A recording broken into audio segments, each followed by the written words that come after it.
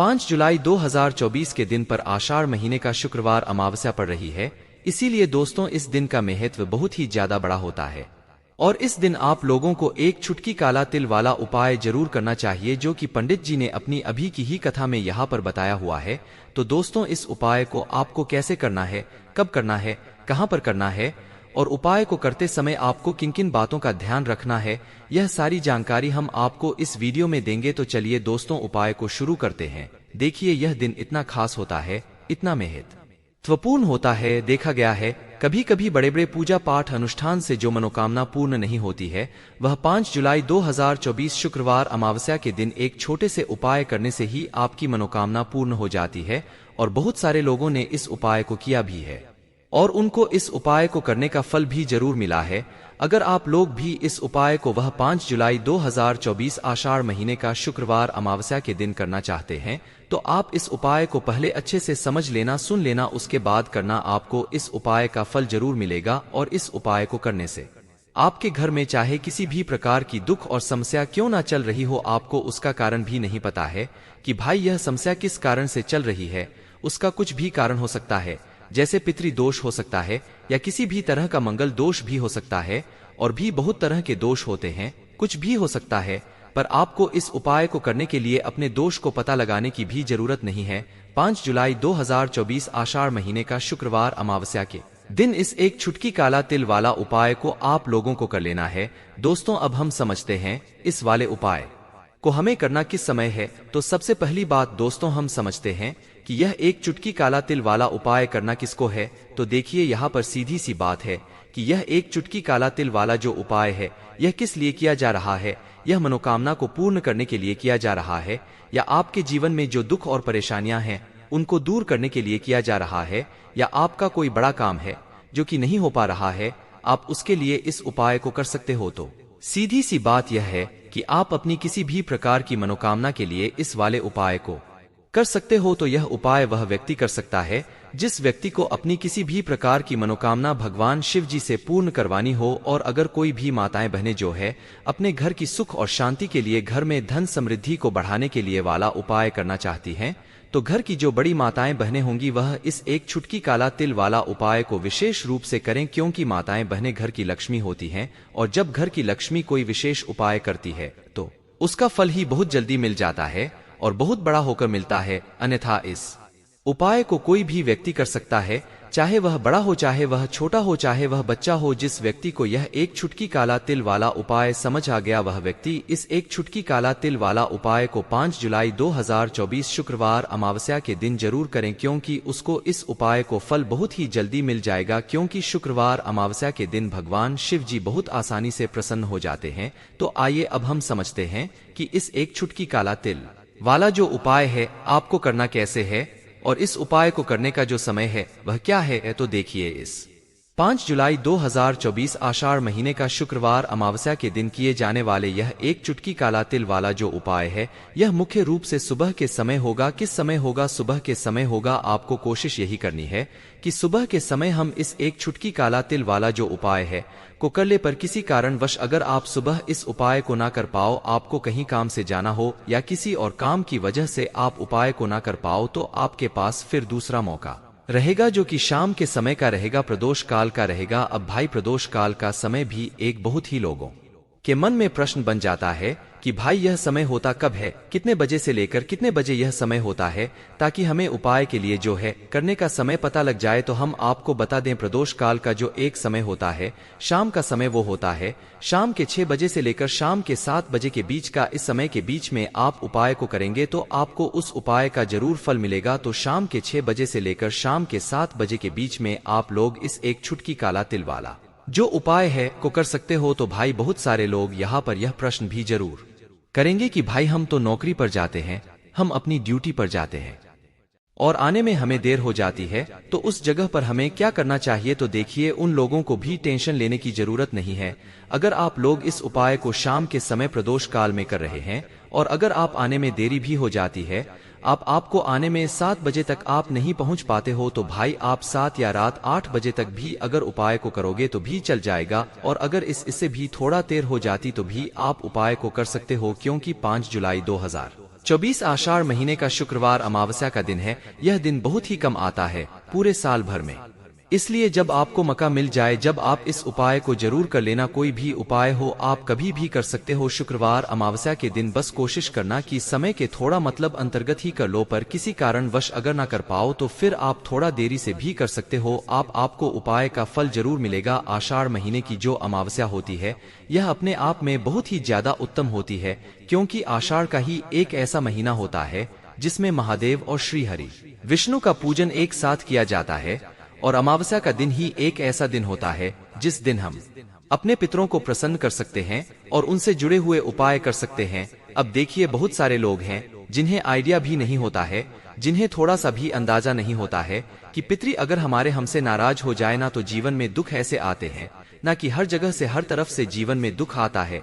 व्यक्ति अपने जीवन में पैसे को लेकर भी परेशान है, उसके पास पैसा आता भी नहीं है, आता है तो उसका पैसा खर्च बहुत होता है ना। साथ ही साथ उस घर के बच्चों के अंदर आपको चिड़चिड़ा स्वभाव बहुत दिखेगा। उस घर में लड़ाई झगड़ा बहुत ज्यादा होगा जहाँ कहीं ना कहीं थोड़ा सा भी पित्त दोष है। अब पितरी नाराज कैसे होते हैं? देखिए, बहुत बार बहुत सारी चीजें जाने अनजाने में हमसे ऐसी हो जाती हैं जिससे कि हमारे पितरी जो है यह हमसे नाराज हो जाते हैं। अब हमेशा आप ध्यान रखें कि कितने भी उपाय आप कर ले, कितनी भी पूजा पाठ कर ले, पितरों को प्रसन्न करना बहुत जरूरी होता है ना। पूजा पाठ भी बहुत जरूरी होती है, उसी तरह से हमेशा अपने पितरों को प्रसन्न करना चाहिए, क्योंकि अगर आपके पितृ प्रसन्न रहेंगे तो आपके जीवन में सब कुछ उत्तम होता है। तो चलिए बात कर लेते हैं कौन सा उपाय है और कैसे करना है और कौन सी चीज है जो आपको जल में डालकर नहानी है।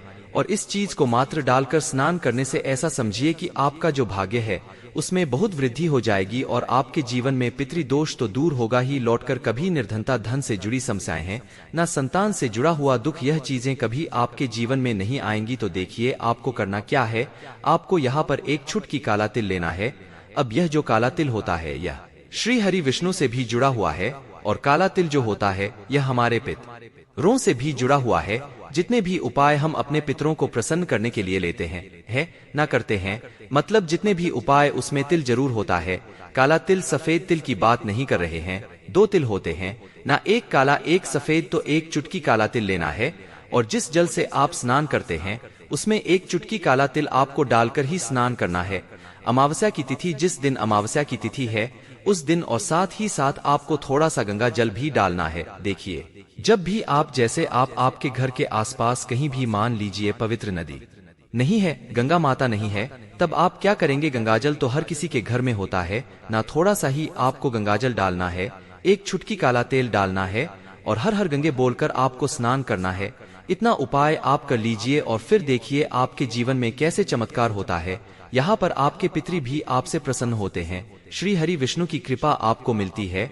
और ऐसा समझ लीजिए कि रातों रात आप देखते हैं कि आपके जीवन में धन भी आना शुरू हो जाता है।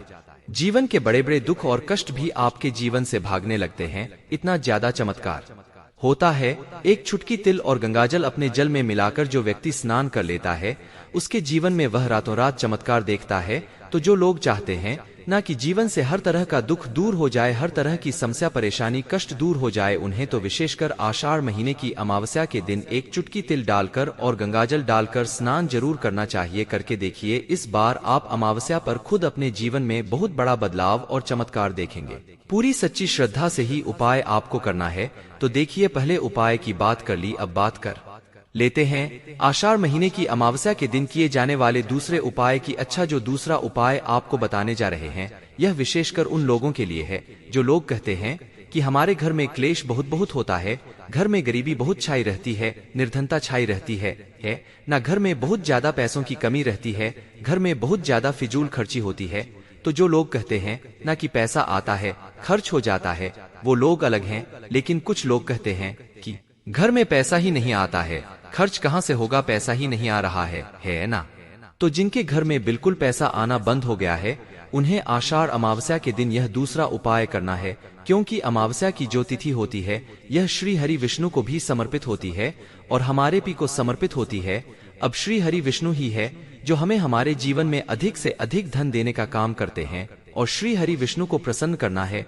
अगर आपको तो ऐसा समझ लीजिए कि हल्दी हो गई और तुलसी मियाँ हो गई, यह दो चीजें उनकी पूजा में जरूर से आपको करनी है। तो आपको करना क्या है, आपको यहाँ पर थोड़ी सी पिसी हुई हल्दी लेनी है, बहुत जरा सी पिसी हुई हल्दी, 1 से 2 चुटकी इतनी ही हल्दी लेनी है और शुद्ध जल के अंदर आपको इस हल्दी को घोल लेना है अच्छे से। अब यह जो हल्दी वाला जल है, ठीक है ना, सबसे पहले आपको इसे कहाँ डालना है, तुलसी के पौधे में। आपके घर में तुलसी का पौधा लगा है, उसमें आप हल्दी वाला जल चढ़ाएं और फिर थोड़ा सा जल हल्दी वाला आप बचा लें और इस जल का छिड़काव अपने पूरे घर में कर दें। जितने भी कमरे हैं आपके घर का मुख्य द्वार जो मेन दरवाजा है वहां पर भी अंदर की तरफ और पूरे घर में हल्दी वाले जल का छिड़काव कर दें और हल्दी वाला जल ही तुलसी जी के पौधे में चढ़ा दें। अब देखिए, ऐसा समझ लीजिए कि जो व्यक्ति हल्दी वाला जल तुलसी जी के पौधे में चढ़ा देता है और उसके बाद अपने घर में इसका छिड़काव कर लेता है, उसे अपने जीवन में श्री हरि विष्णु से कुछ कहने की भी जरूरत नहीं पड़ती है।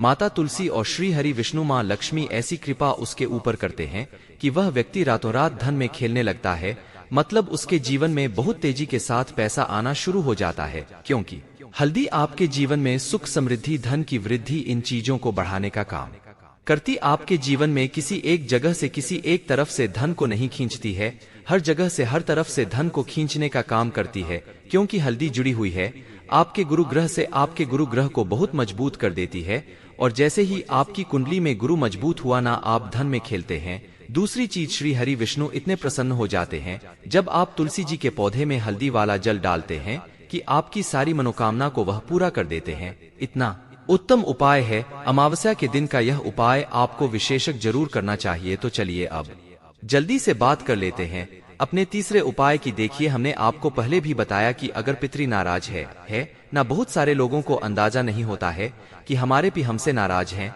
पता कैसे लगाएंगे कि पिता नाराज हैं?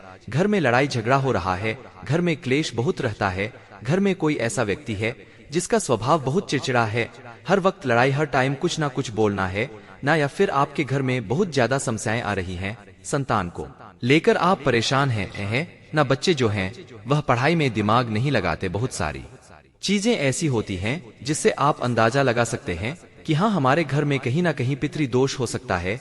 अब देखिए, पितृ दोष है या नहीं, उपाय करने से आपको हमेशा लाभ ही मिलेगा, कभी भी आपको इसका नुकसान नहीं होगा है ना। तो हमेशा कोशिश करें कि अगर पितृ नाराज हैं तो उन्हें प्रसन्न करने के लिए उपाय करें, और पितृ नाराज नहीं भी है ना तो कभी भी आपसे पितृ आपके नाराज ना हो, इसलिए उपाय आपको हमेशा करना चाहिए। क्योंकि पितृ प्रसन्न रहते हैं ना तो घर में आपको अपने सब कुछ मिलता है, आपके घर में धन भी होता है, सुख भी होता है, समृद्धि भी होती है, बच्चों का स्वास्थ्य भी अच्छा होता है ना, सब लोगों को सफलता भी मिलती है जब पितृ आपके प्रसन्न होते हैं। अब अमावस्या के दिन पितरों को प्रसन्न करने के लिए सबसे उत्तम है, अच्छा, वृक्षों में 3 वृक्ष ऐसे होते हैं जिनमें हमारे पितरों का वास माना जाता है। उन्हीं में से एक है पीपल का पेड़, जिसमें हमारे पितरों का वास होता है। आपको क्या करना है, एक लोटा में जल लेना है, 1 लोटा जल लेंगे, उसके अंदर थोड़े से चीनी के दाने डाल लेंगे या गुड़ डाल लेंगे, कोई भी चीज आप डाल लें। अब यह मीठा जल आपको लेकर जाना है पीपल के पेड़ के नीचे और पीपल की जड़ में आपको यह मीठा जल चढ़ाना है। जो व्यक्ति अमावस्या के दिन सुबह के टाइम, ठीक है ना, सुबह के टाइम पर मीठा जल पीपल के पेड़ में अर्पित कर देता है, उसके पितृ कभी उससे नाराज नहीं होते हैं और हमेशा वह व्यक्ति अपने जीवन में धन में खेलता है, धन उसके के घर में आता है, कभी भी उसके घर में कोई दुख नहीं आता, उसके जीवन में कष्टों के लिए कोई जगह नहीं बचती है। तो कोशिश करें कि अमावस्या के दिन अपने पितरों को प्रसन्न करने के लिए यह उपाय आप विशेष करें, क्योंकि जिनके साक्षात दर्शन हमें होते हैं वह एक सूर्य भगवान हो गए, चंद्रदेव हो गए हैं ना, और जितने भी वृक्ष होते हैं ना, इनके भी हमें साक्षात दर्शन होते हैं।